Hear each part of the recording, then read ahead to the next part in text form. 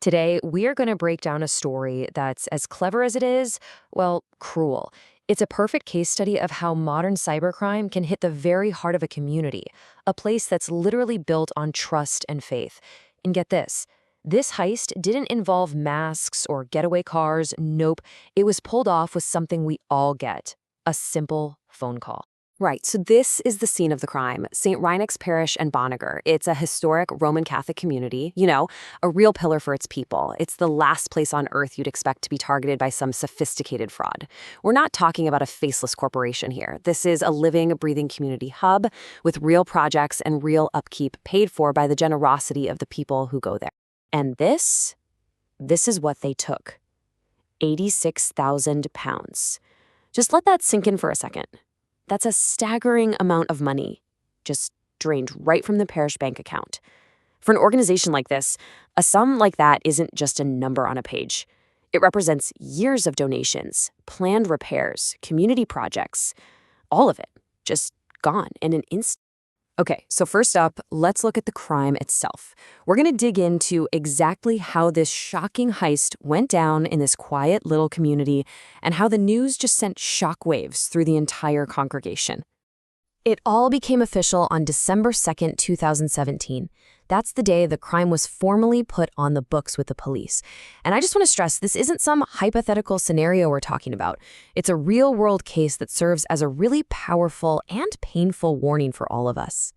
And this is where it just hits you right in the gut. The news about this devastating loss, it wasn't tucked away in a press release or some quiet email. The parishioners, the very people who had donated that money, were told about the theft during Sunday Mass. Can you even imagine the shock and the sense of betrayal that must have rippled through the pews? Just unbelievable. So the big question is, how did they pull it off? This wasn't some super complex technical hack of firewalls and servers. No, the method was much, much simpler and honestly, way more deceptive. So let's unpack the anatomy of this scam. So this breaks it down into 4 simple but devastating steps. It all started with the bait, a phone call to the priest. Now, the caller was really slick, posing as an engineer from a company the priest had actually dealt with before, so right away, his guard was down. Then came the hook. They invented a crisis, creating this insane sense of urgency, claiming the church's broadband was being hacked as they spoke. That pressure is designed to make you panic, to stop you from thinking clearly.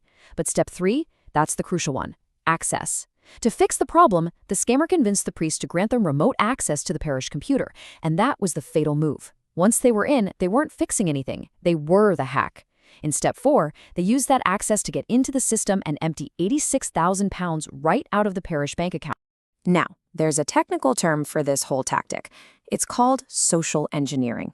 And it's so important to understand because it's not really about technology. It's all about psychology. The bad guys weren't breaking down digital walls with lines of code. They were just using deception and manipulation to trick a real person into basically opening the front door and letting them in. They took basic human decency, trust, the willingness to help, and turned it into a weapon. And this right here, it gets to the absolute core of the attack. They weren't hacking the machine. They were hacking the person. By creating this high-pressure, time-is-running-out scenario about some imaginary attack, the scammer just manipulated the priest into bypassing his own common sense. It's a tactic that completely relies on exploiting our natural human instinct to solve a crisis fast. A crime like this is never, ever just about the money. This theft had a huge financial and human cost. We're talking about real-world ripple effects that spread through the priest and his entire community. This quote from the diocesan spokesperson, Father Michael Canny, really just brings it all back down to the human level. Forget the logistics and the investigation for a second. There was a real person at the center of this who was completely deceived and felt, in his words, pretty rotten about it. It's just a powerful reminder of the deep emotional damage these scams leave behind. And the consequences just cascaded from there. The financial strain was obviously immediate. Money for daily activities and essential building maintenance was just gone. That put planned repairs and community projects on hold, things like maybe a new roof or a local outreach program. And emotionally, the priest and the whole congregation felt completely violated, totally deceived.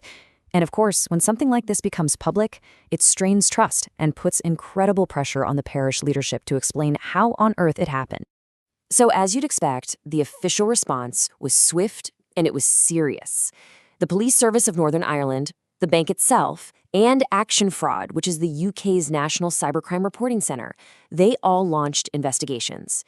This kind of multi-agency response really shows you that these scams are now seen as a major criminal threat, not just some minor issue. So, what's the most important question here? What can we actually learn from all this? Well, this story gives us a powerful blueprint for protection. And these are real, actionable lessons that can help any organization, especially small nonprofits and community groups, defend against these kinds of attacks. All right, lesson number 1. This is the bedrock of your defense. Treat any unsolicited phone calls or emails offering technical help with extreme suspicion. Scammers prey on our trust, and they create a fixed sense of urgency. Just remember, a legitimate company is almost never going to call you out of the blue. They tell you you're under attack and demand immediate access. That's just not how they work. Period. Lesson number 2 is all about controlling access. You need to have a clear, strict policy for who can get remote access to your organization's computers.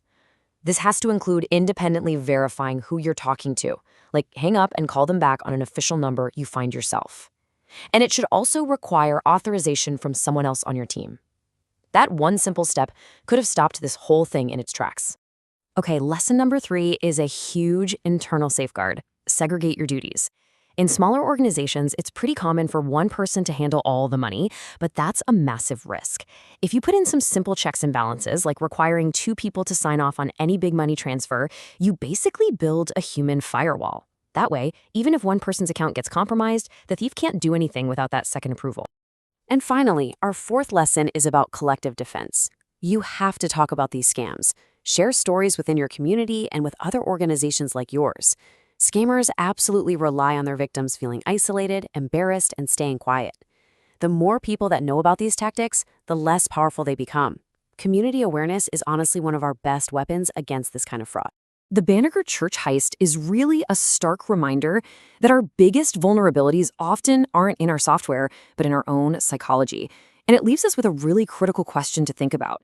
In a world that's more and more built on digital connections, what steps do we all need to take to protect the very human trust that's at the heart of our most important community institutions?